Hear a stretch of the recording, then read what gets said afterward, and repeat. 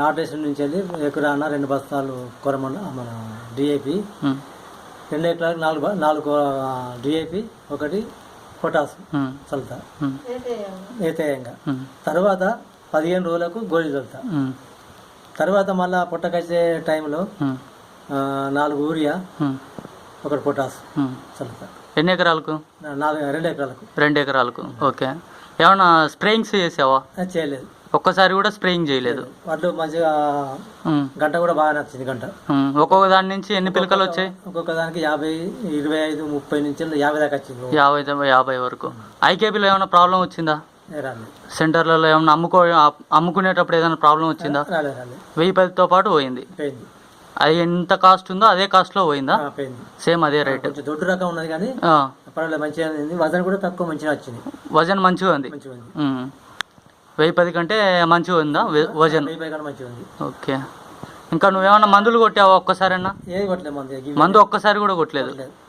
ఏమైనా గివే వాడినా ఇక నారుకు అట్లా, నారు కొంచెం మందు ఊరి సన్నుడు. ఓకే. నారు మంచిగా లేకపోతే ఓకే. ఇక ఫస్ట్ నారు మొలక సలక ముందుకే నేను డిఏకుండా ఊరియా కలిపి చల్లుతా. ఓకే. తర్వాత గోళీలు కూడా చల్లుతా. గోళీలు ఏ టైంలో చల్లుతావు? ఫస్ట్ చల్లుతా కొన్ని. నాటేసేటప్పుడా లేదంటే నారులో చల్లుతావా తర్వాత ఫీల్డ్లో చల్లుతావా? నారు చల్లుతా. నారులో ఏ రోజు? అంటే వారం 10 రోజులు చల్లుతా. వారం 10 రోజులు. తర్వాత ఎన్ని ఎకరాకి ఎంత చల్లుతావు? ఎకరా కాదు, ఇక మడి మట్టి ఉంటుంది. మడికి ఎంత చల్లుతావు? Kilo packet చల్లుతా. 2 ఎకరాలకు 1 కిలో. తర్వాత మళ్ళీ మంచి లేకపోతే ఇంకో మళ్ళీ తీసుకొచ్చి చల్లుతా. ఓకే. ఫీల్డ్లో పొలంలో అంతే కానీ ఒకసారి చల్లుతా. 15 రోజులప్పుడు ఒక్కసారి డ్యూపాంట్ పటేరా చల్లుతావు, ఇంకంతే. స్ప్రేయింగ్స్ ఇంకేం చేయలేదు. ఓకే. మరి దిగుబడి ఎట్లా వచ్చింది? దిగుబడి మంచిగా వచ్చింది నాకైతే. ఎన్ని ప్యాకెట్లు వచ్చాయి దిగుబడి? 2 ఎకరాలకు.